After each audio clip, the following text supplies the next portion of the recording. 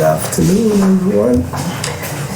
This is our fifth topic, and in this topic we'll look at aircraft piston engines. So as an introduction, the first engine that were made by the Wright brothers is propelled by a simple four-cylinder piston engine. And to distinguish aircraft piston engines from automobile engines, the term aero piston engine is used. And in the first 50 years of aviation, these were the primary power plants that were used for aircraft. And up to today, nearly 80% of all small general aviation aircraft are propelled by piston engines.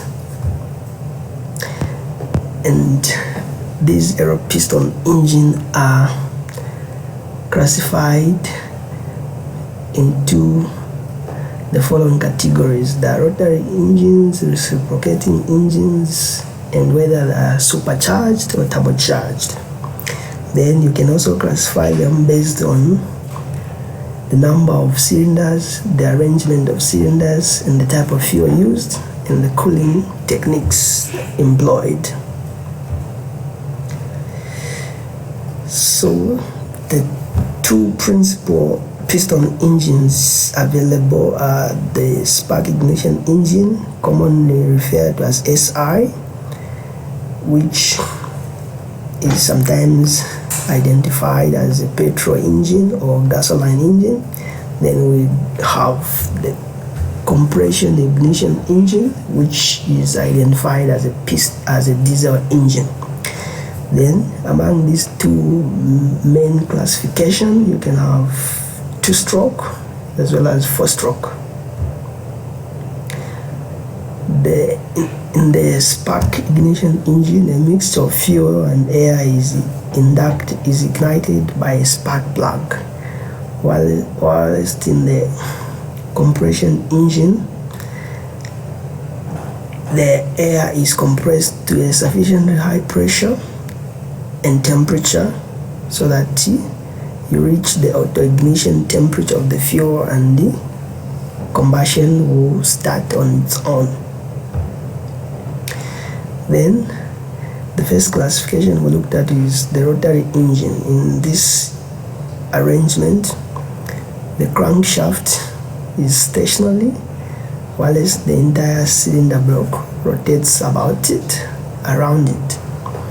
And in this slide, I've included a picture of a rotary engine. And the other type is the one-coil engine. This engine is a four-stroke engine, and I've shown it in slide 10. It's a very compact engine and delivers smooth power at high RPM. And this is a schematic of a one-coil engine with all the four strokes shown: intake, compression, ignition, and exhaust. So this is a brief narration on this engine, and I'm sure you can read this on your own, and it shouldn't be an issue to understand this part. Then the reciprocating engine. So this engine can be classified based on the cylinder arrangement, and about 6 major classification. You've got the inline engine, you've got the horizontally opposed engine, you've got a V-type, an X-type, H-type, and the radio type. Then the following slides will try and give more information on each type. So the inline type engine has cylinders aligned in a single row, and its advantages and disadvantages are also included in this slide, and the next slide shows this type of engine. A 4-cylinder straight engine scheme has been included, which you can refer to.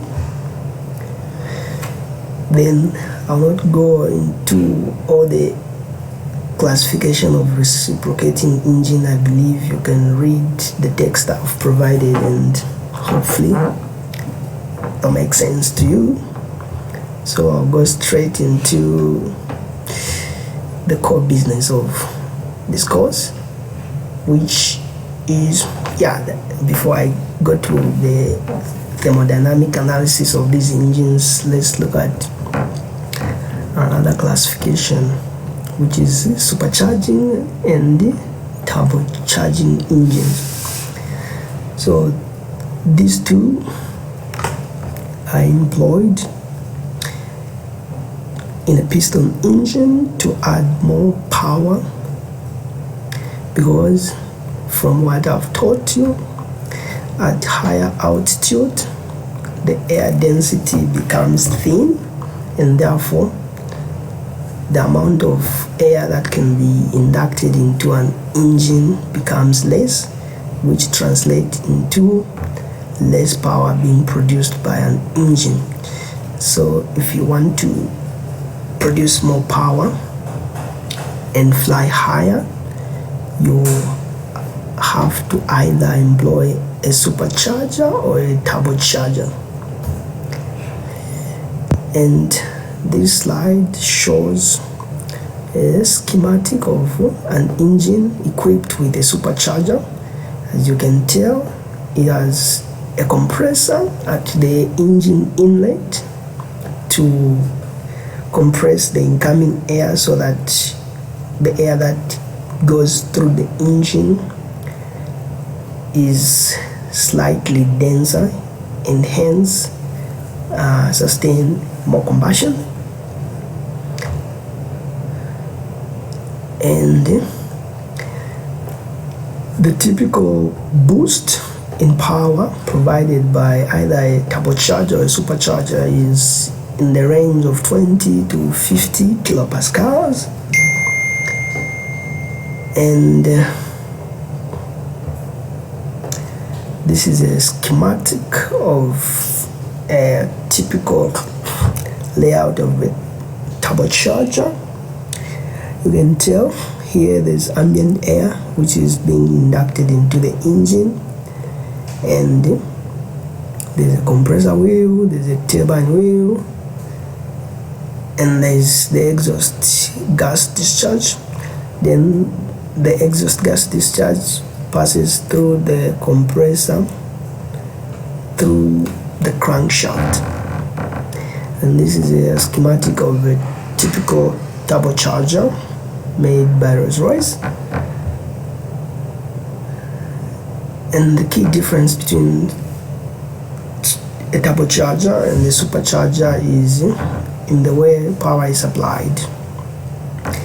Superchargers are mechanically driven by either engine belts, gears, or shaft. Then a turbocharger, on the other hand, is powered by a turbine mounted in the exhaust stream. Alright? And this slide shows the differences between the supercharger and the turbocharger, their advantages and disadvantages. So on the supercharger side, the compressor is driven by the power taken directly from the engine via belts, gears, or chain. Then a turbocharger, the compressor is driven by the turbine that is driven by the exhaust gas. Hence, from the two, you can tell that for a supercharger to operate, it has to draw power from the engine, meaning you have to burn even more fuel. Hence, on the advantages, the turbocharger tends to be fuel economic, and the supercharger is not, because it's the exhaust that drives the turbocharger. So this is a continuation of turbocharging and supercharging, which you should be able to read on your own. Yes, so this is the part that I'm going to dwell a bit of time on: aerodynamics and thermodynamics of reciprocating internal combustion engine. So this is the part that you need to pay a bit more attention, because the mathematics might overwhelm you. Yes, so we'll start with the terminologies that are used for a 4-stroke engine. There's a schematic of a piston inside a cylinder in the next slide. But before I go to the next slide, let's look at the terminology. The first one being the bore of the cylinder, which is its diameter. The stroke is the distance the piston moves in one direction, that is between the top dead center and the bottom dead center. So that distance is known as the stroke. Then the other term that you should know is the word top dead center. So the piston is said to be at the top dead center when it has moved to a position where the cylinder volume is at its minimum, closer to the cylinder head. So when the piston is closer to the cylinder head, it is said to be at the top dead center. Then the minimum volume is known as the clearance volume. That is the volume between the cylinder head and the piston position at the top dead center. So that is the clearance volume. And the distance between the top dead center and the bottom dead center is the largest distance that the piston can travel in one direction, and is called the stroke. Then the volume swept out by the piston as it moves from top dead center to the bottom dead center is called the displacement volume. And this slide shows a piston inside a cylinder with the terminologies which I've explained. So you got the position of the top dead center, the valves, spark plugs, and everything. Then the compression ratio is defined as the volume at the bottom dead center, or the maximum volume. So the compression ratio, RC, is equal to maximum volume which occurs at the bottom dead center divided by the minimum volume that occurs at the top dead center. Alright, then this slide shows a pressure volume diagram. So, and the 4 strokes, you've got the intake stroke, you've got the exhaust, you've got the compression stroke, and you've got the expansion stroke. And you've got the volume top dead center and the bottom dead center. And this is a continuation. So here you can see all the stroke. In the intake stroke, you can see that the inlet valve opens and the air is inducted into the engine, whilst the exhaust stroke remain closed. Then in the compression stroke, both valves are closed and the air fuel mixture is compressed, meaning the piston will have to move from the bottom dead center towards the top dead center, whilst keeping the 2 valves closed. And this process will increase the temperature and pressure of the fuel air mixture, so that by the time the piston reaches the top dead center, then the spark plug will automatically fires, hence combustion will be initiated. And this slide is just trying to explain the previous slide, nothing strange. Right, now let's start the air standard analysis. So in this analysis, we need to make some assumption because the actual combustion is very complex, and there are mechanical and thermal losses that are associated with friction and the combustion processes, and even the complexities of heat transfer between the gases and the cylinder walls would make the mathematics quite cumbersome. So to simplify the analysis, we make some assumption.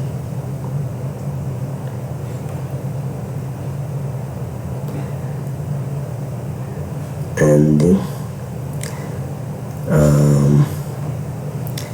in the assumptions, we assume that the process are isentropic, then the intake stroke take place at constant pressure, and with those assumptions, we consider an ideal gas, like air is considered an ideal gas, and the ideal gas relation will hold PV equal to RT, where this small v is the specific volume, which is equal to 1 over rho, the density. Hence, you can replace this small v, the specific volume, by 1 over rho, and the formula will be P is equal to rho RT. R is the universal gas constant and T is the temperature. Then capital V is the actual volume, the total volume. So PV is equal to M, mass, multiplied by the universal gas constant multiplied by the temperature. And the H being the enthalpy, is equal to Cp dt. Cp is the specific heat capacity at constant pressure. Du is equal to Cv multiplied by dt, where U is the internal energy and Cv is the specific heat at constant pressure. Then this formula, you know it, A is equal to the square root of gamma RT, the speed of sound. Then from what you've learned under turbojets and turbofan engine for an isentropic process, P multiplied by the specific volume raised to gamma is constant, and the temperature multiplied by the specific volume raised to gamma minus 1 is also constant. And from state 1 to 2, which is the start of the compression stroke to the end of compression stroke, the power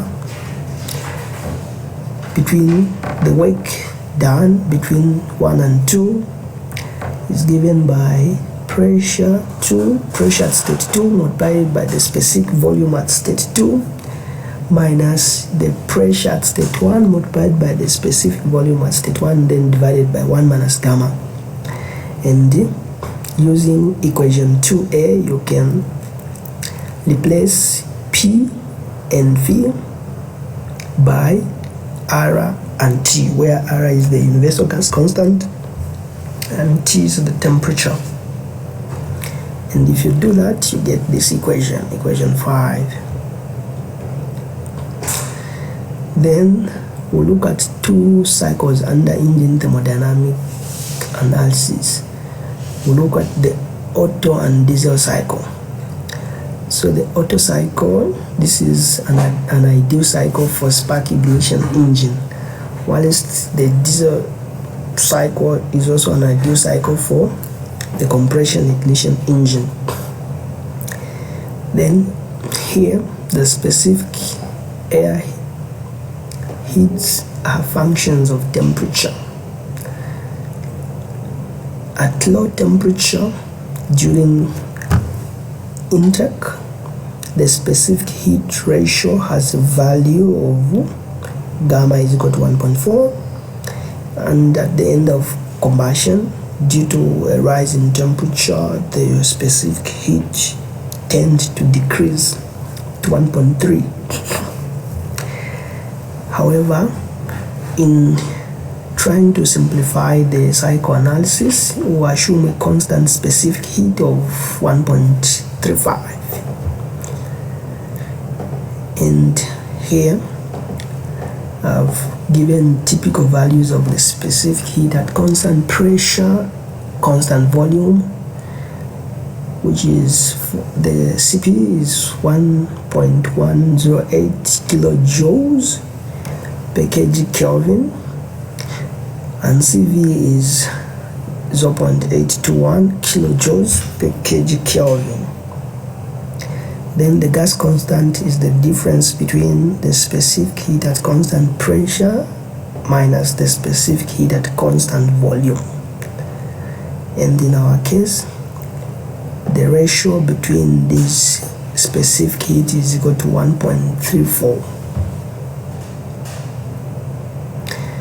So let's look at an ideal Otto cycle for a 4-stroke spark ignition engine at wide open throttle. So WOT stands for wide open throttle, and this cycle is named after the German engineer who first proposed it in 1876. And the next slide will show the PV and TS diagram for the Otto cycle.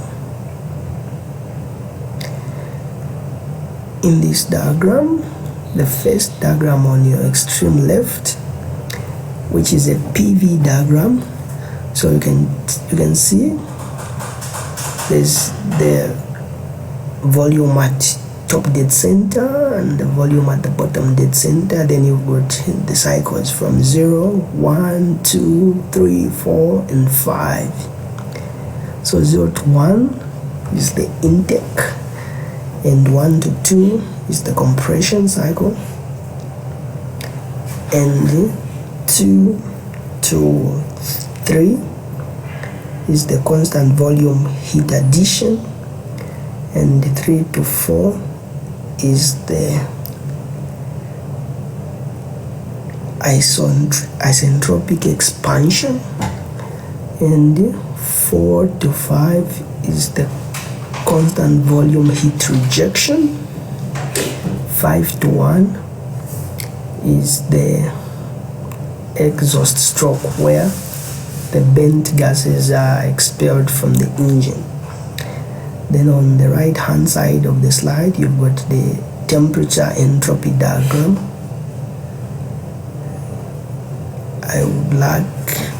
I would encourage you to start this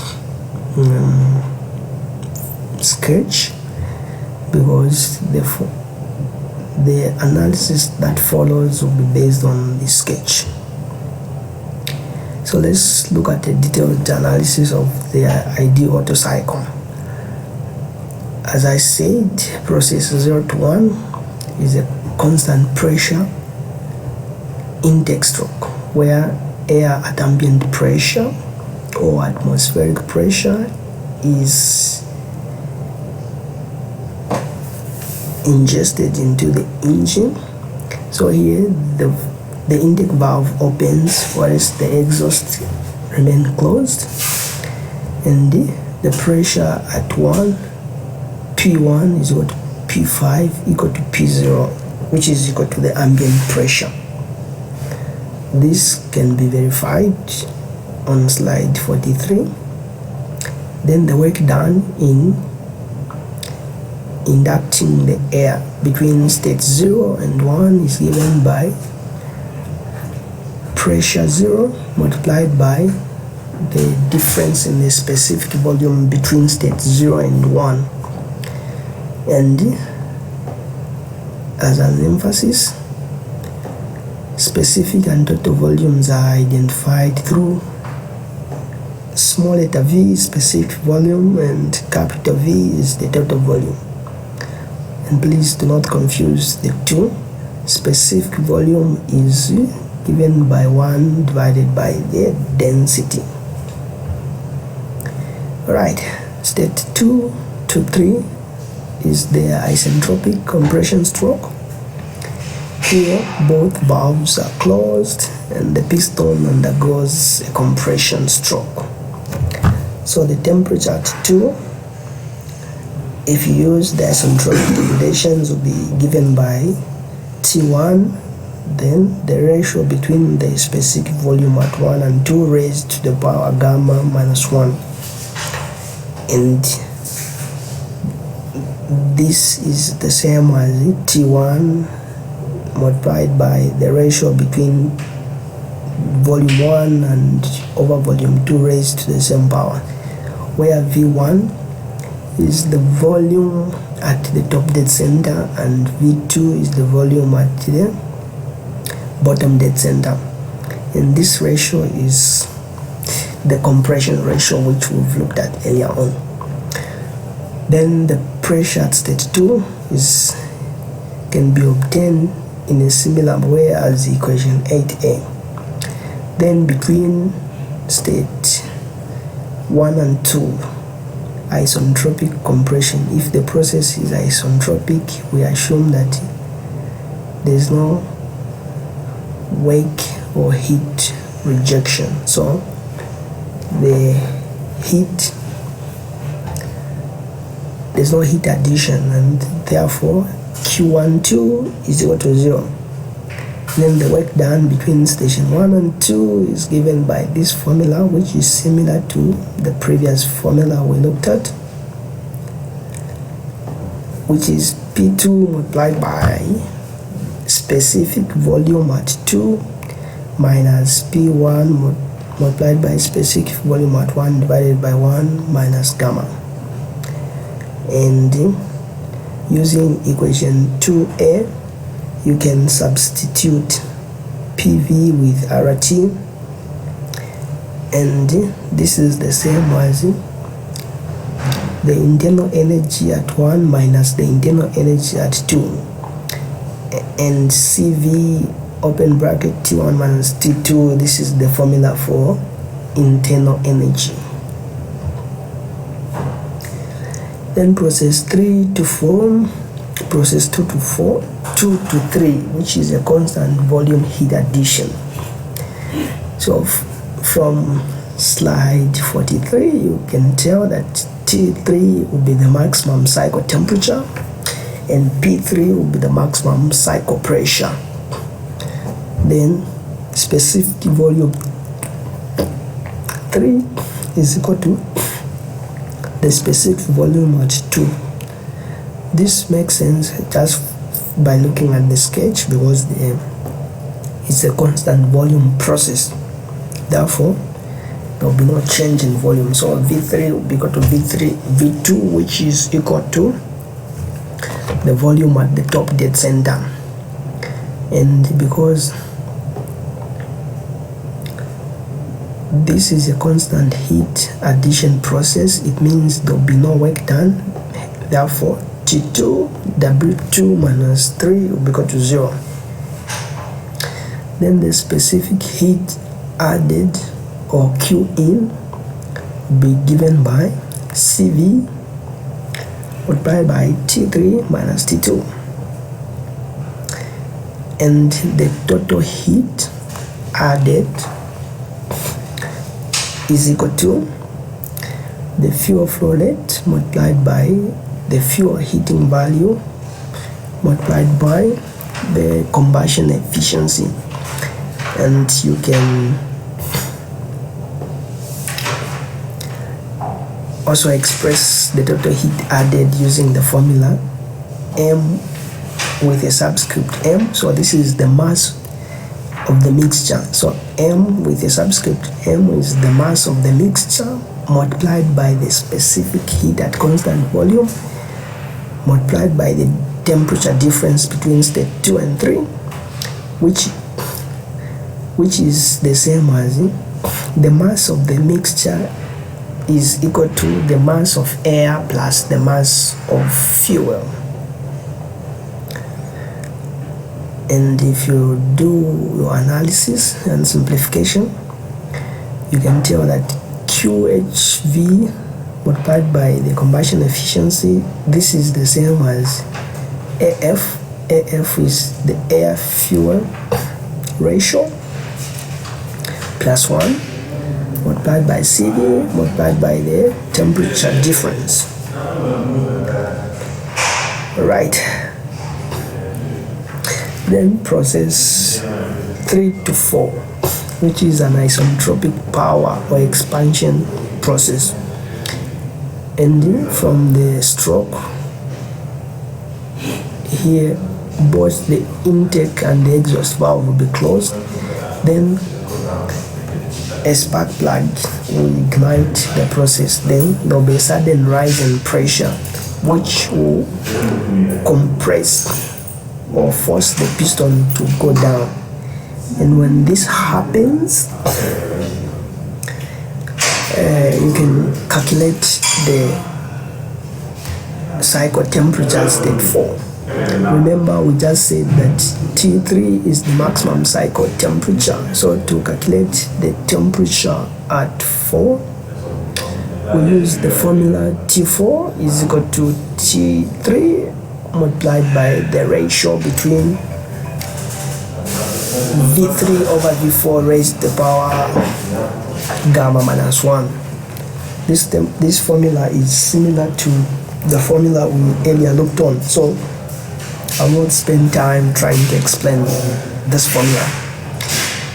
Then, since this is an isentropic process, it means there is no heat added, hence Q3 to 4 is equal to 0.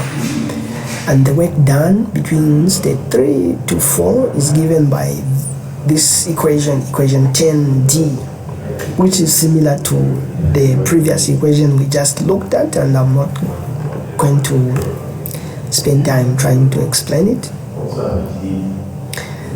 Then process 4 to 5, which is a constant volume heat rejection or exhaust blowdown. The exhaust valve is open and the intake valve is closed to expel the combustion mixture. Hence, volume 5 is equal to volume 4, which is equal to the volume at the bottom dead center. And the work done will be equal to 0. Then the heat rejected is given by this formula, which is similar to the formula we earlier looked on. Then process 5 to 0, which is a constant pressure exhaust stroke. The piston will then execute an exhaust stroke in which the burnt gases are paged from the cylinder. So here the piston will move from the bottom dead center to the top dead center, and in this state the inlet valve is closed. It's only the exhaust valve that is open, so that when the piston is moving from the bottom dead center, it expels this mixture of the burnt gases.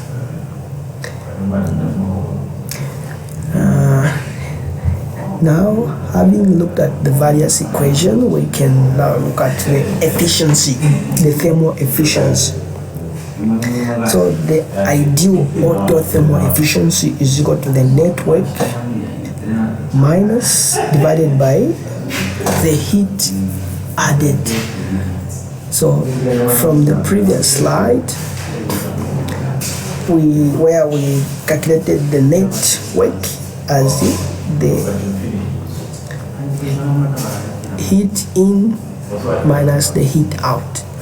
Hence, if you divide through, you get this expression 1 minus Q out divided by Q in. Then we've looked at what is Q out, what is Q in. So substituting the expression for heat out and heat in, you get this ratio 1 minus U4 minus U1 over U2 minus U3 minus U2. Then these are the internal energies. So writing the internal energies in terms of CV and temperature, you get this expression CV. The numerator is CV multiplied by T4 minus T1. So the CVs cancels out, so what we remain with is T4 minus T1 divided by T3 minus T2. And here what you do is, in the numerator you make T1 subject of the formula, hence you get, then the T1 will be out of the bracket, you take it out of the bracket, and what you have is T4 divided by T1 minus 1. Then you also make T2 subject by taking it out of the brackets. Then you have T3 over T2 minus T1. But keeping in mind that process 1 to 2 and 3 to 4 are isentropic, meaning that the volume V2 is equal to V3 and the volume V4 is equal to V1. Hence, you can write T1 over T2 in terms of the specific volume, and you can also write V3 over V4. You can also write the temperature T4 divided by the temperature T2 in terms of the specific volume. And once you do that, you will realize that T4 divided by T1 is equal to T3 divided by T2. Hence, in equation 14a, what is inside the bracket can cancel out. That is T4 over T1 minus 1 divided by T3 over T2 minus 1. That can cancel out, so that what you remain with is 1 minus T1 over T2. And T1 over T2 is the reciprocal of the compression ratio. And finally, you have the formula for the thermal efficiency of an ideal Otto cycle, which is equal to 1 minus 1 over the compression ratio raised to the power gamma minus 1. And in the next slide, a plot of the Otto thermal efficiency versus the compression ratio for different values of gamma has been included. So you've got gamma at 1.3, gamma at 1.4, and gamma at 1.667. Then this slide is trying to explain the variation of the graphs because of the differences in the gamma values. So I'll not spend time explaining this graph. I'll just proceed to the next graph. I believe you can read this part and hopefully understand it on your own. Now let's look at the power generation and the fuel consumption. So far we've looked at the processes at different cycles. Now it's time to look at the power. So the first thing you look at is the torque generated in a piston engine, which is usually measured by dynamometer. So torque is equal to force times the moment arm. So B here is the moment arm. Then the power delivered by the engine and absorbed by the dynamometer is equal to torque multiplied by the angular velocity. So the angular velocity is equal to 2 pi nt, where n is the number of revolution per second that the engine will undergo. And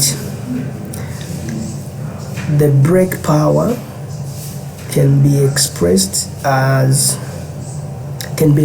in kilowatts by this formula 2 pi n, where the formula for n is revolution per second, multiplied by the torque, which is given by, which is in Newton per meter. So do not confuse this N in the torque. This is the units of torque, which is Newton meter. Then this N here before T is the number of revolution per second. Then the indicated power is given in slide 55 by this formula, the closed integral of P multiplied by the specific volume, and you've got the net work per cycle per cylinder, which is WCI, which is net work per cycle per cylinder, which is the difference between area A and area B. So let's look at this part. So the difference between area A and area B is the net work per cycle per cylinder. Okay. Then small letter n with a subscript r is the number of crank revolution per each power stroke per cylinder. So for a 4-stroke engine, n is 2 and nr is 2, and for a 2-stroke engine, nr is equal to 1. Then this power is the indicated power, defined as the rate of work transfer from the gas within the cylinder to the piston. So from the previous equation, WCI, which is work per cycle per engine, is equal to PI. PI is the indicated power multiplied by NR, which is the number of crank revolution per power stroke. Then for a 4-stroke engine, since NR is equal to 2, so in equation 19D, where there's NR, you substitute 2, so this equation becomes 2 PI divided by N. Here N is in revolution per second. Then for a 2-stroke engine, since NR is equal to 1, then this would be equal to PI, which is the indicated power divided by the number of revolutions. Then the brake power is related to the indicated power by this relation. So the indicated power is equal to the brake power multiplied by the frictional power. So where PF, not patriotic front, but frictional power, or power consumed in overcoming friction in the bearing, driving accessories, induction and exhaust stroke. So it's given by that expression. Then the ratio between the brake power or useful power to the indicated power is the mechanical efficiency. So PB divided by PI is the mechanical efficiency.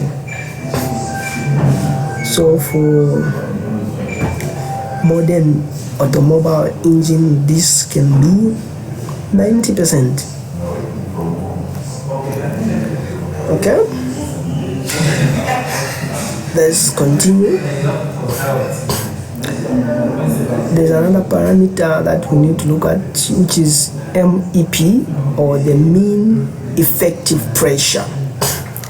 So this is defined as a fictitious pressure that, if it acted on the piston during an entire power stroke, would produce the same amount of net work as that produced during the actual cycle. So the mean indicated pressure, the mean effective pressure, is a fictitious pressure. So the net work can be expressed in terms of the mean effective pressure by multiplying the mean effective pressure by the piston area multiplied by the stroke, or the displacement. So the mean effective pressure is equal to the net weight for one cycle divided by the displacement volume. The displacement volume is simply the difference between the volume at top dead center, bottom dead center, and top dead center. Okay, so you get this simple expression, and this is a sketch showing the mean effective pressure where the piston is between two states, mean, that is top dead center and bottom dead center. Then power, then there's another issue we need to look at, which is the indicated mean effective pressure, which is given by the indicated work per cycle divided by the displacement volume. Then the indicated work per cycle is given by the previous formula we've just looked at, Pi multiplied by Nr over N, where small letter Nr is the number of stroke per cycle. For a 4-stroke is 2, for a 2-stroke is 1. And the capital N is the number of revolution per second.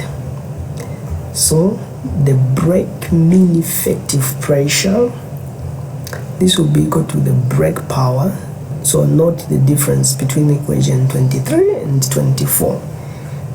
In equation 23, we have Pi, which is the indicated power, but for the brake mean effective pressure, we need to have PB, which is the brake power.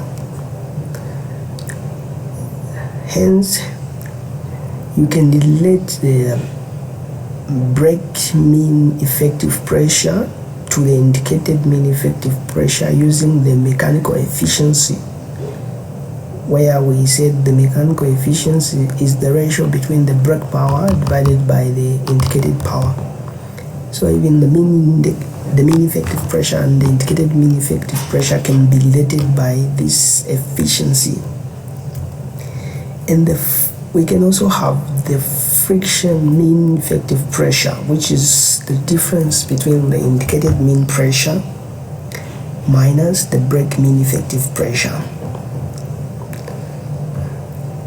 And the thermal efficiency, another expression. We had the first expression for the thermal efficiency, which was in terms of the compression ratio, that is the auto thermal efficiency was equal to 1 minus 1 over the compression ratio raised to the power gamma minus 1. So that was the first expression for the thermal efficiency. However, you can also have another expression for the thermal efficiency, which is identified as a fuel conversion efficiency. And this is given by the indicated power divided by the fuel mass flow multiplied by the heating value, and the air fuel ratio is given by the air mass flow divided by the fuel mass flow, and the fuel air ratio is the reciprocal of the previous expression which I earlier alluded to. And this we've learned under turbojets, performance parameters of jet engine and turbofan, but I'm just repeating it for completeness sake. And for normal operating range for a spark ignition engine, the fuel air ratio should be between 12 and 18, and the air fuel ratio should be between 12 and 18, or at least the fuel air ratio should be between 0.056 to 0.083. Then for a compression ignition engine or a diesel engine, the air fuel ratio is between 18 and 70, and the fuel air ratio is between 0.014 to 0.056. And from these two, you can tell that a diesel engine is a more fuel economic engine based on the values of the fuel air ratio. It's slightly lower than the spark ignition engine. Hence, it's cheaper to operate a diesel propelled engine than a spark ignition propelled engine. Okay, with that said, let's look at the specific fuel consumption, which is equal to the fuel flow rate divided by the power output. Then you can also have the indicated specific fuel consumption, which is the same formula, but where there's the power output, you substitute the indicated power output. And the brake specific fuel consumption is exactly the same formula, but where there's PI, you put PB. Similar, you can do the same for friction specific fuel consumption. And from the second formula of the thermal efficiency, the thermal efficiency can be given by 1 over specific fuel consumption multiplied by the fuel heating value. And from this equation, you can tell that each specific fuel consumption is inversely proportional to the thermal efficiency. That is, if you increase the specific fuel consumption, you decrease the thermal efficiency. But if you decrease the specific fuel consumption, you increase the thermal efficiency. So they've got an inverse relation. Alright. And the thermal efficiency using different formulas is as given by equation 30A and B. And equation 31 shows the typical heating value of a hydrocarbon-based fuel. This, I'm sure by now, should be music in your ears. We've looked at this time and time again. Then, you can note from the previous slide, like slide 62, that the values for specific fuel consumption, no values for specific fuel consumption are desirable.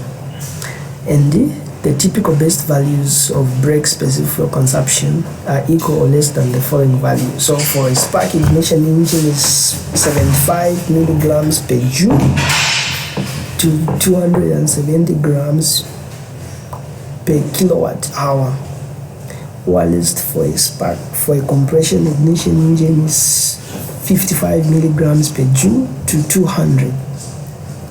Again, from these two equations, you can tell that the specific fuel consumption for a compression ignition engine is lower than for a spark ignition engine. Alright, now let's look at the volumetric efficiency. So this efficiency is a measure of the effectiveness of an engine induction system. So this volume efficiency just tells us how effective is an engine in sucking air into the engine.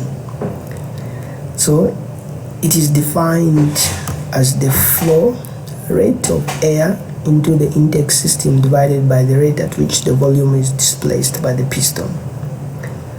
So volumetric efficiency is equal to VA divided by VS, where, and this is equal to 2 mF, which is the mass fuel mass flow rate divided by rho A multiplied by the displacement volume multiplied by the number of revolution per second. So rho AI is the air density at the inlet, VA with a dot is the rate at which air is naturally inducted into the engine, and VS with a dot is the rate at which the volume is displaced by the piston. Hence, the volumetric flow rate is given by equation 33, which you can derive using equation 33a. So finally, volumetric efficiency can be given in terms of the mass flow of air as mass flow of air divided by the density multiplied by the displacement volume. And for a well-designed inlet system, the volumetric efficiency ranges between 80 to 90%. Right, we've looked at the thermal efficiency, we've looked at the volumetric efficiency. Now we'll look at the propulsive efficiency or propeller efficiency. So normally for these engines, a propeller will be coupled to this engine. So the propulsive efficiency in this case is the propeller efficiency, which is the ratio of the thrust horsepower to the brake power. So the engine will produce brake power, and the propeller that is coupled to this engine will produce the thrust. And for aircraft, we are interested in the thrust that will propel an aircraft forward. So how much thrust is produced? How much thrust is produced due to the power that is inputted by the engine will be a measure of the propulsive efficiency. And this normally ranges between 80%, and the other 20% is mostly lost to overcome friction and slippage in the propeller and controlling the blade angles. Then let's go on to look at the specific weight and specific volume. So the specific weight is the weight of the engine divided by the rated power of the engine, and the specific volume is the engine volume divided by the rated power. Okay. Then the relationship between performance parameters from the previous relation, we have power. So power is given by this nice equation, which I'll not repeat. You can look it up yourself. And torque is given by this similar expression, and the mean effective pressure is given by this equation. All right.